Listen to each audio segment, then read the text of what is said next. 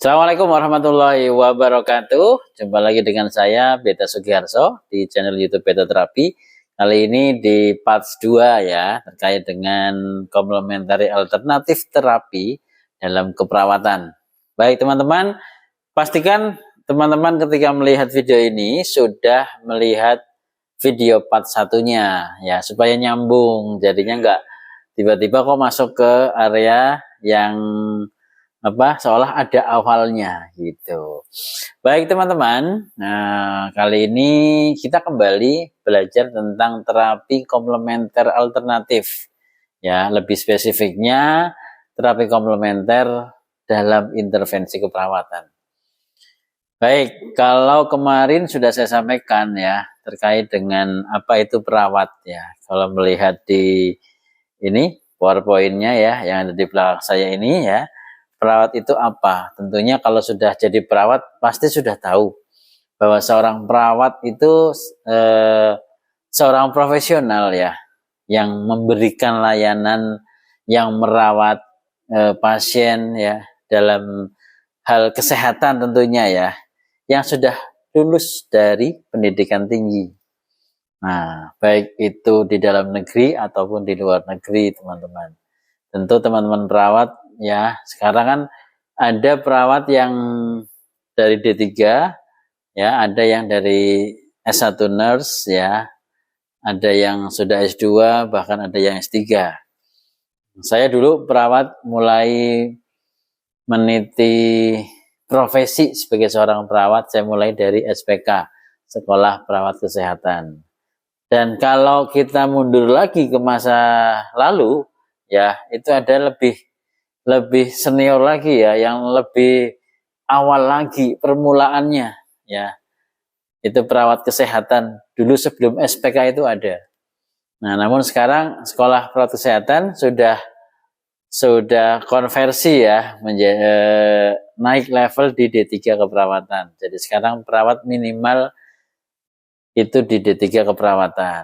Nah, selanjutnya kalau sudah pengen menjadi perawat profesi ya, dari perawat vokasi pengen menjadi perawat profesi, nah ini masuk ke sarjana keperawatan plus profesinya nurse. Nah, itu sebagai seorang perawat. Nah, sesuai dengan undang-undang ya nomor 38 tahun 2014 bahwa perawat itu yang sudah selesai ya pendidikan ya, ditambah dengan legalitasnya mulai dari STR-nya ya sampai dengan surat izin praktek perawatnya. Sehingga teman-teman yang saat ini ya menjadi seorang perawat seharusnya sudah lebih termotivasi kuat nih, sudah lebih mantap ya, karena kita dilindungi oleh undang-undang dalam menjalankan praktek keperawatan kita. Baik, terkait dengan praktek keperawatan komplementer teman-teman, bahwa perawat ini secara legal ya sudah diizinkan, dilindungi ya untuk mempraktekannya untuk masyarakat ya, tentunya dengan kompetensi yang sudah dimiliki.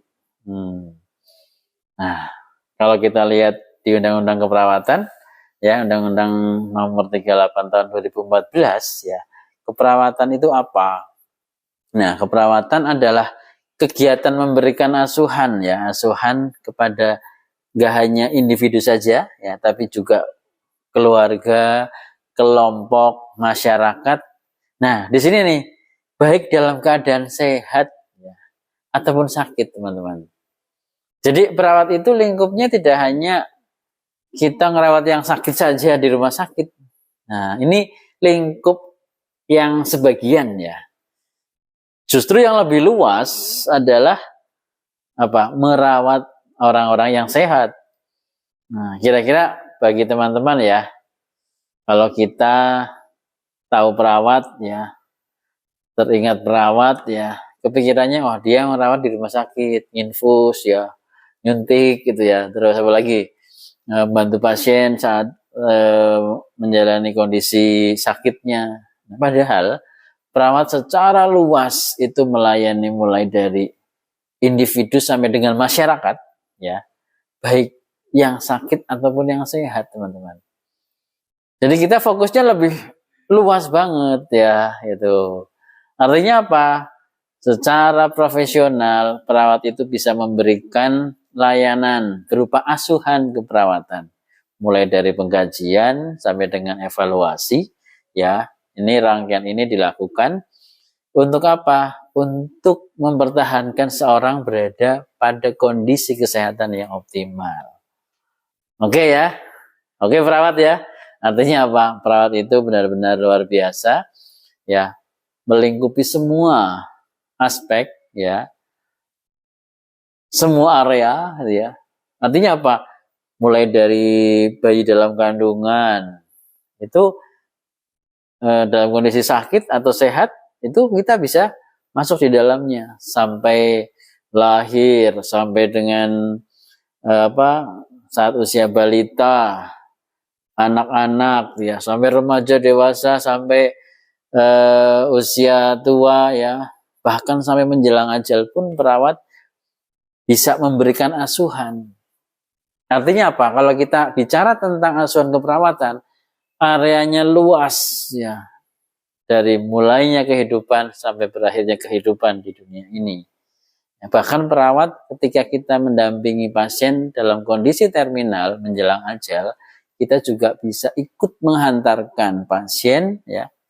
Untuk apa? Untuk membimbing ya masuk pada kehidupan berikutnya, teman-teman. Insya Allah kalau niat kita sebagai seorang perawat itu murni, bersih ya, seputih sebersih seragam kita perawat, insya Allah kita tidak hanya dapat dunia saja, tapi juga bisa mendapatkan akhirat sebagai amal baik kita, dengan catatan ya ikhlas, dengan catatan kita murni, putih, bersih, apa adanya, ikhlas, tulus ya, nothing tulus ya. Ini seorang perawat. Baik teman-teman, kita lanjutkan materi terkait dengan keperawatan komplementer ini. Nah ini, perawat bertugas memberikan pelayanan secara profesional. Jadi perawat itu bukan sekumpulan keterampilan atau sekumpulan orang-orang yang dilatih untuk tugas tertentu, bukan. Jadi jangan berpikir perawat itu hanya kepandaiannya saja, keterampilannya saja, bukan. Tapi satu lingkup profesi ya, lingkup profesional. Dan kita punya tadi ya, punya kompetensi, punya knowledge-nya, pengetahuannya, keterampilannya, attitudes-nya. Nah, sehingga komprehensif sekali teman-teman. Nah, kalau kita melihat bentuk layanan seorang perawat ya, berupa pelayanan keperawatan ya, satu bentuk pelayanan profesional yang merupakan bagian integral dari pelayanan kesehatan ya. Dan ilmu perawatan ini berdasarkan pada ilmu dan kiat keperawatan yang tentunya ditujukan pada tadi individu, keluarga, kelompok, dan masyarakat baik kondisi sehat ataupun sakit. Wah luas ya perawat ya. Nah, baik teman-teman perawat ataupun teman-teman yang pemerhati keperawatan ya. Nah ini bentuk pelayanan keperawatan itu sendiri ya adalah berupa asuhan keperawatan. Ya, tentu sudah paham ya apa itu asuhan, mulai dari asesmen, pengajian sampai dengan evaluasi. Dan ini adalah bentuk bahwa kita adalah profesi. Nah, teman-teman, kata Peplau ya, bahwa keperawatan merupakan satu proses terapeutik yang signifikan. Bedanya apa perawat dengan profesi yang lain? Nah, perawat itu asuhannya ini merupakan proses terapeutik. Nah, kalau saya ngomong asuhan, berarti mulai dari mana sampai kemana coba? Seorang perawat ketika di rumah sakit, berarti mulai dari kapan sampai kapan dia itu memberikan terapinya. Kalau perawat di rumah, komunitas, mulai dari kapan sampai kapan dia memberikan asuhannya pada masyarakat. Saya yakin teman-teman bisa membayangkan sendiri ya, seluas apa area kita, seluas apa tugas kita Bahkan kalau perawat di masyarakat bisa 24 jam. Ya, benar nggak? Kalau nggak percaya tanya pada perawat-perawat yang ada di masyarakat. Ya, yang mempunyai area di puskesmas, area di masyarakat tertentu gitu ya. Itu jam 1 malam diketok, minta tolong bangun dan membantu orang. Jam 3 malam lagi anak-anaknya tidur diketok. Ya, untuk apa? Memberi asuhan keperawatan. Nah, artinya apa? Proses terapi yang diberikan seorang perawat ini continue, ya, terus menerus, ya, sehingga jangan salah persepsi bahwa perawat itu melakukan hal-hal yang hanya nyuntik, pasang infus, ngasih obat, bukan itu areanya sebetulnya. Meskipun itu dilakukan sebagai kompetensi, ya, delegasi dari profesi yang lainnya.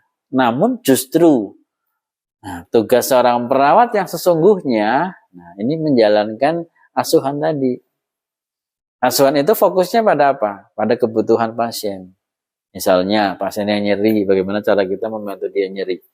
Ketika ini butuh obat untuk mengurangi nyeri, kita bisa konsultasi dengan pakarnya, ahlinya, yang memang mempunyai kewenangan memberikan obat-obat secara medis. Ya, meskipun keperawatan juga bisa memberikannya dalam batas tertentu. Namun, teman-teman, yang perlu diingat, kita mempunyai tugas, mempunyai peran khusus yang luar biasa, yaitu memberi layanan asuhan tadi. Ada pasien yang lagi nyeri nih, bisa ditambahkan dengan terapi hipnoterapi. Ada pasien yang lagi mengalami keluhan-keluhan pusing, mutar-mutar, kita bisa berikan layanan dengan akupuntur misalnya. Wah, ini untuk layanan awal yang bisa kita berikan sebagai apa? Proses terapeutik yang seorang perawat secara murni, ya, secara individu bisa melakukannya, secara personal bisa menjalankannya. Nah, peran fungsi perawat mandirinya di situ. Meskipun nanti kita bisa kolaborasi dengan ahli medis misalnya, atau kolaborasi dengan ahli-ahli yang lainnya, namun peran fungsi perawat sebagai fungsi mandirinya ini harus benar-benar dijalankan. Sehingga ruh perawat ini benar-benar selalu hadir di depan orang-orang yang membutuhkan kita. Maka itu yang disebut bahwa keperawatan merupakan proses terapeutik yang signifikan. Nah, kalau kita cermati, kebanyakan perawat itu ngapain pada saat dengan pasien? Ya, kebanyakan apa? Ngobrol, cerita, interaksi yang intens. Itu semua terapi. Nah, apa yang terjadi jika seorang perawat komunikasinya tidak bisa memberikan terapi? Nah, perawatnya marah, perawatnya cemberut misalnya. Mana proses terapinya? Yang seharusnya seorang perawat memberikan proses terapi secara kontinu dari dia bertugas sampai dia selesai bertugas. Ya, di dalamnya ada terapi-terapi kolaboratif, ada terapi mandiri kita, ada komunikasi kita, ya. Bahkan diamnya seseorang itu juga komunikasi, teman-teman. Jadi pada saat kita ketemu dengan pasien, seorang perawat ketemu dengan pasien diam, itu juga sedang berkomunikasi. Namun dampaknya, apakah itu memberikan terapi? Nah, ini yang harus difikirkan. Ketika seorang perawat dalam rangkaian tugasnya itu terapi semua, artinya apa? Hati-hati, apa yang kita lakukan, apa yang kita ucapkan, ya, bahkan diamnya kita, itu memberikan dampak kepada pasien yang kita rawat. Sehingga teman-teman, pastikan apa yang kita lakukan, itu berdampak pada terapeutik. Sehingga peran kita, ya, fungsi mandiri kita sebagai seorang perawat itu benar-benar kita jalankan. Oke. Baik, kita lanjutkan teman-teman. Nah, ini sudah ada regulasinya.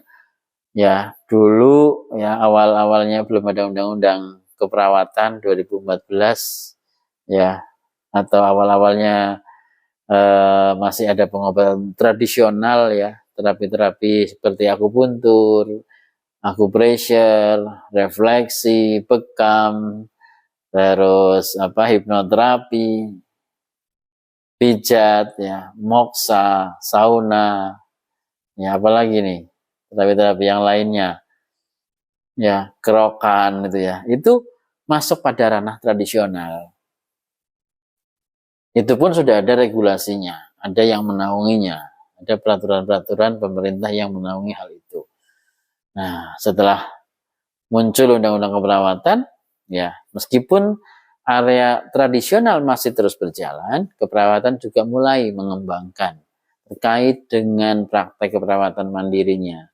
Fungsi perawat secara mandiri itu ya diantaranya adalah di keperawatan, di intervensi komplementer alternatif tadi. Nah, regulasinya sudah lengkap nih, teman-teman bisa melihat ya. Kalau ini yang dulu ya, tahun 2007 nih ya, sebelum ada undang-undang keperawatan. Nah, ini sudah mulai 2010, sudah ada pedoman penyelenggaraan pelayanan keperawatan keluarga. Ini sudah muncul nih terapi keperawatan, terapi komplementer. Ini awal-awal munculnya seperti ini, dan artinya apa? Keperawatan sudah mulai nih, sudah mulai mengembang, ya berkembang, dan bagaimana keperawatan benar-benar memunculkan sisi kemurnian sentuhan seorang perawat. Nah, itu teman-teman. Nah, ini setelah sebelum ya, masih sebelum ada undang-undang ya, masih di Permenkes 2010 ya, tentang izin praktek. Nah, sudah ada praktek tindakan keperawatan komplementer. Nah, setelah ada undang-undang keperawatan tahun nomor 38 tahun 2014, pada pasal 30 ayat 2, nah, ada tindakan keperawatan komplementer alternatif. Teman-teman boleh lihat. Nah, ini sudah ada. Nah, artinya apa teman-teman? Kita legal. Keperawatan mempunyai kompetensi, ya, mempunyai area untuk bisa melakukan praktek mandiri dengan tindakan keperawatan komplementer. Nah, ini ada legalitasnya. Artinya kita benar-benar harusnya sudah mantap banget ya, sudah ada regulasi yang menaungi kita, ya, organisasi yang terus menyemangati kita, mensupport kita, menjadikan perawat benar-benar kembali pada ruhnya seorang perawat, ya. Sehingga ruhnya perawat itu apa? Bisa memberikan layanan asuhan keperawatan pada pasien ya sesuai dengan kebutuhan pasien. Nah, ini teman-teman, legalitasnya masih tadi ya.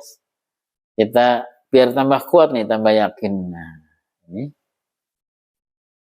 mantap kan? Nah, teman-teman, sudah pernah dengar belum HPHI, Himpunan Perawat Holistik Indonesia? Ya, teman-teman yang belum bergabung atau sudah mendengar tapi belum yakin, nah bisa bergabung.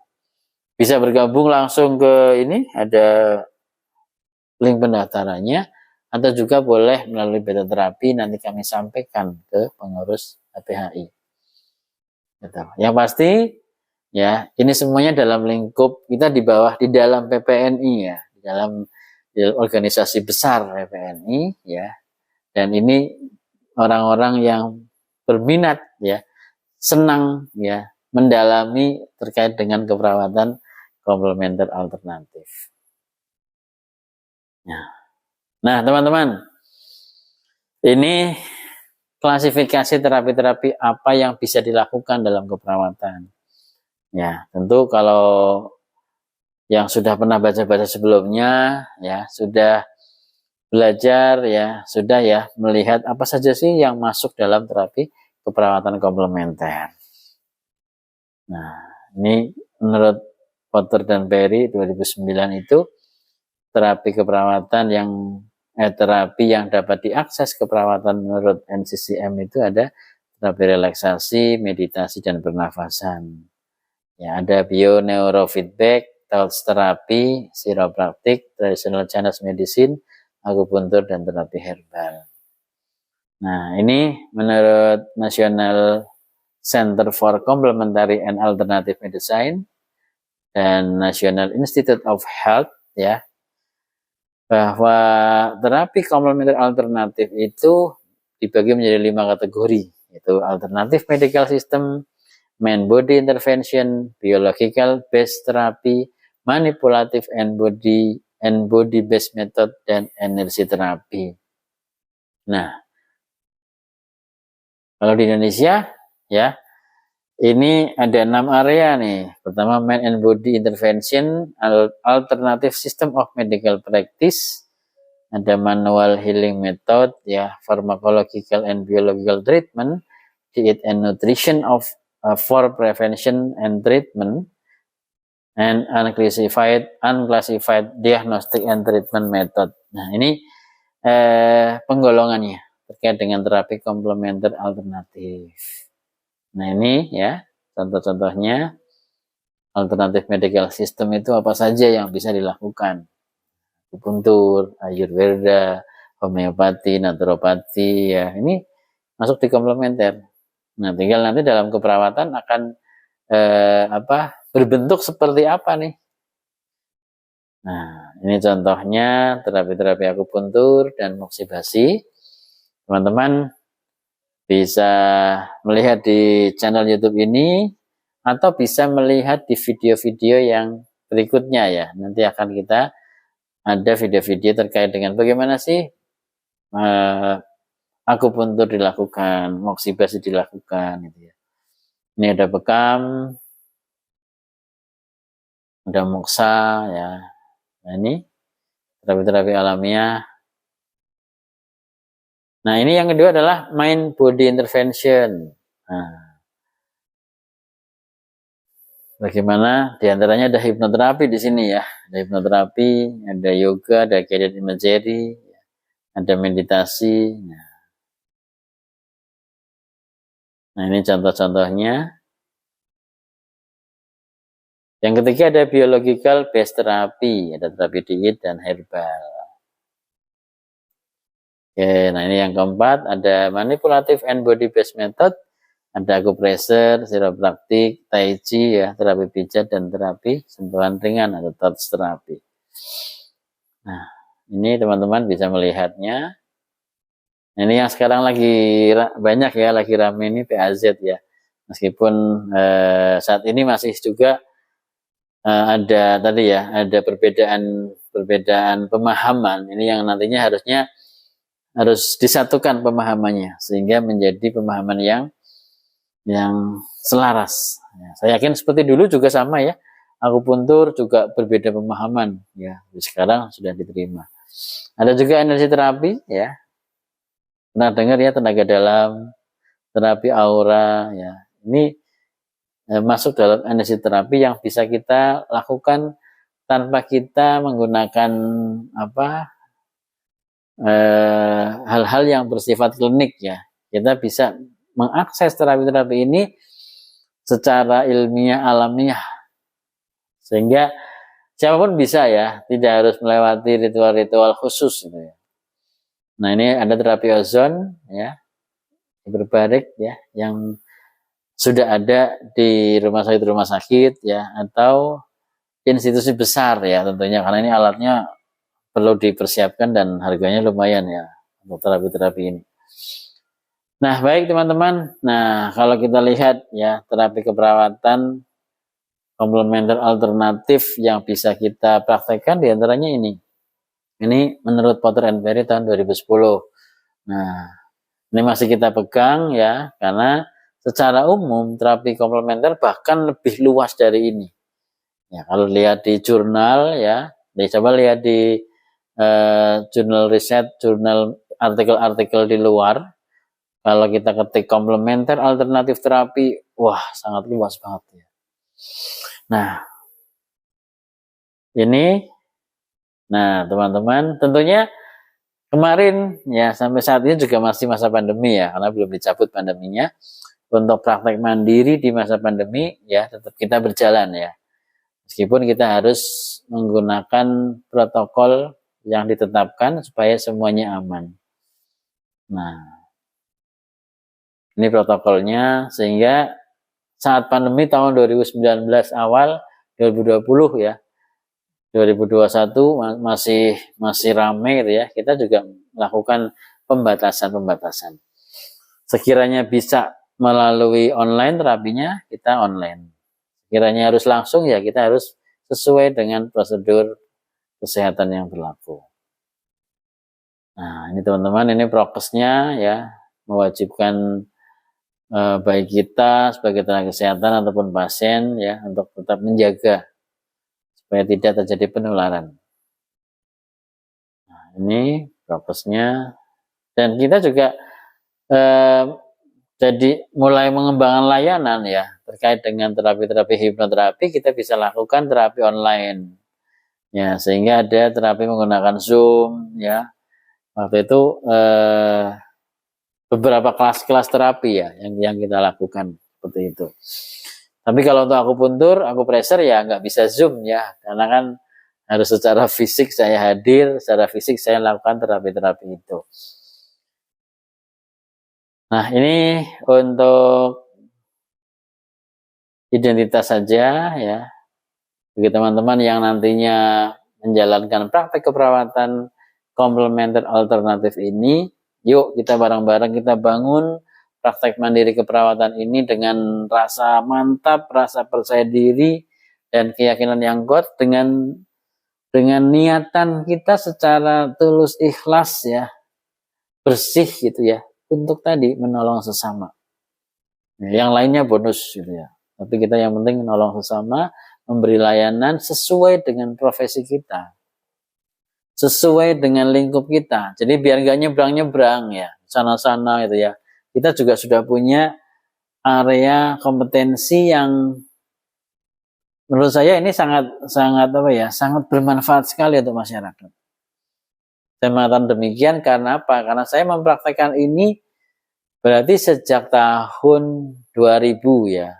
2001 saya belajar akupuntur, 2002 saya lulus akupuntur ya. Terus belajar hipnoterapi, belajar akupressure, belajar tenaga dalam itu tahun 2009 ya, ya. Terus 2009 belajar itu, terus belajar tadi ya komplementer yang lain, bekam, herbal juga saya pelajari. Sehingga harapannya apa? Tadi kita semakin terfokus pada layanan, pada kompetensi kita.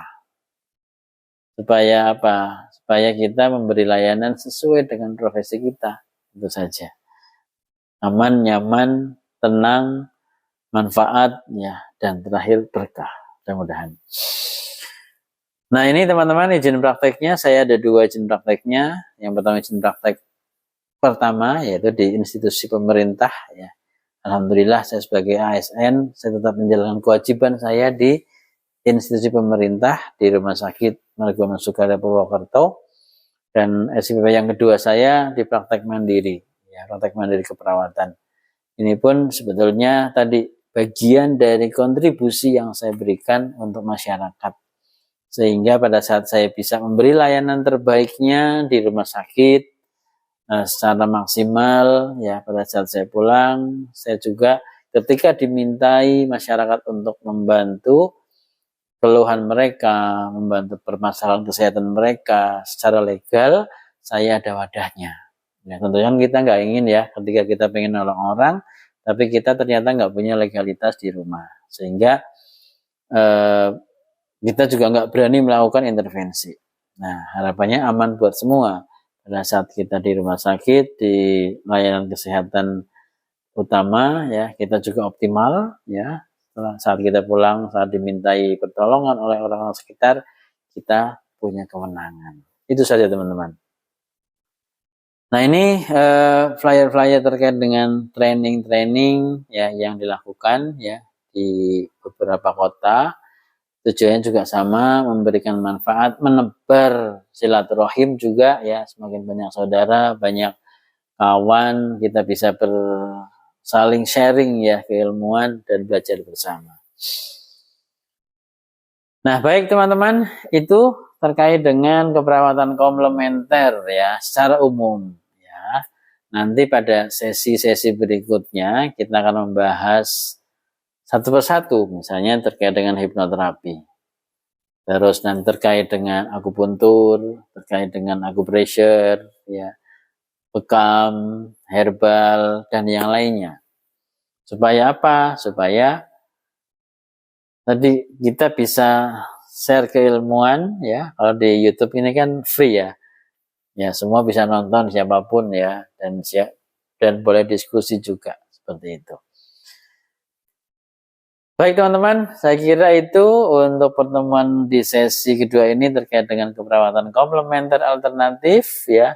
Mudah-mudahan memberikan manfaat dan teman-teman bisa bagikan ke yang lainnya sehingga informasinya semakin jelas. Pemahamannya sama ya.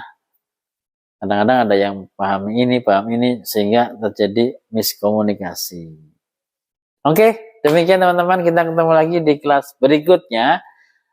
Lanjutan dari terapi-terapi komplementer alternatif ini yang nantinya juga bagian per bagian akan kita bahas. Ya, yang pasti terus lihat di channel Beta Terapi ini, ikuti terus ya, bersama-sama kita belajar. Kita niatkan tulus ikhlas saja untuk kita berbagi. Kita niatkan tulus ikhlas saja untuk kita belajar. Kita niatkan tulus ikhlas saja untuk kita saling berbuat kebaikan. Sehingga apa yang kita lakukan insya Allah bermanfaat untuk dunia dan akhirat. Demikian, terima kasih. Sampai jumpa. Assalamualaikum warahmatullahi wabarakatuh. Salam luar biasa dari Beta Terapi.